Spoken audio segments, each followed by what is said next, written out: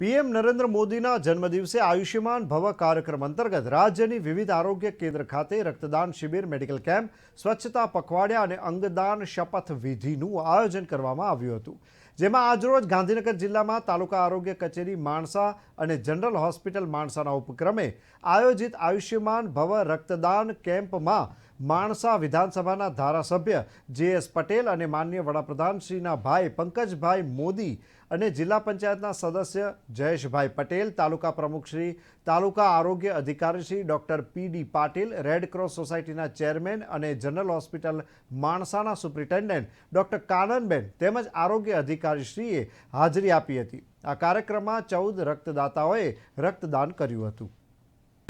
આયુષ્યમાન ભવ કાર્યક્રમ અંતર્ગત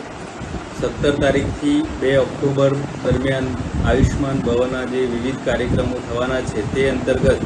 ગાંધીનગર જિલ્લાની અંદર કલોલ સામૂહિક આરોગ્ય કેન્દ્ર ખાતે, રૂપાલ પ્રાથમિક આરોગ્ય કેન્દ્ર ખાતે, માણસા સબ ડિસ્ટ્રિક્ટ હોસ્પિટલ ખાતે અને દહેગામ સામૂહિક આરોગ્ય કેન્દ્ર ખાતે રક્તદાન શિબિરનું આયોજન કરવામાં આવેલ છે અને દરેક જગ્યાએ જુદા જુદા પદાધિકારી માન્ય ધારાસભ્યશ્રીઓ દ્વારા આ કાર્યક્રમને ખુલ્લો મૂકવામાં આવેલ છે અને આ કાર્યક્રમમાં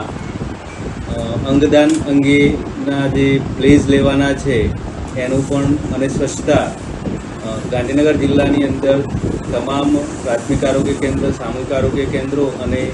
health and wellness centre, sub centre ખાતે સ્વચ્છતા અંગેના કાર્યક્રમો પણ યોજાવાના છે।